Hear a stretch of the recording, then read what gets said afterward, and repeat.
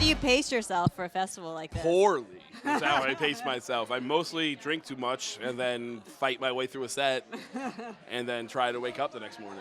What was the first show you ever got where you felt like, man, I'm kind of making it, or this is like an actual legit gig?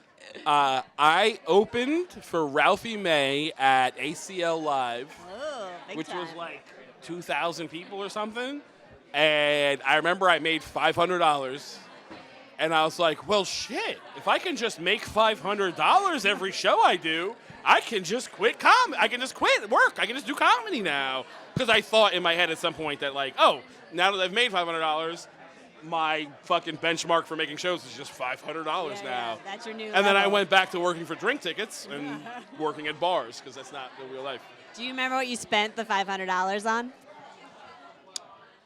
Probably rent. I don't remember for sure, but like I feel like I was behind on rent exclusively at that time, so I probably paid rent. When did you stop being nervous on stage? Man, I don't know. I feel like the first set I ever did, I like did well comparatively. Like if I think about it now, it was terrible, but comparatively in the moment, I did fine. So then I was like, oh, I'm just Hollywood. Here I come. Yeah.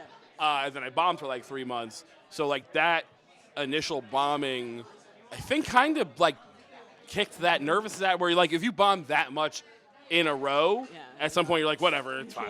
I'll figure this out at some point. What kind of misconceptions did you have about stand-up? Did you have any ideas of how it would be that were totally wrong? I didn't have any ideas about like the actual doing stand-up. Right. Like I just figured, okay, you're gonna figure out jokes. I mean, I didn't know anything, but I feel like the off-stageness of being around comics all the time. Yeah. I was like, oh, this is gonna be like everybody's the funniest person you ever met, and mostly no, it's mostly a bunch of idiots doing open mics poorly, and then like also trying to tell jokes to you at the bar, and I'm like, man, can you just be funny? So yeah, I feel like my biggest misconception was that comedians aren't funny all the time.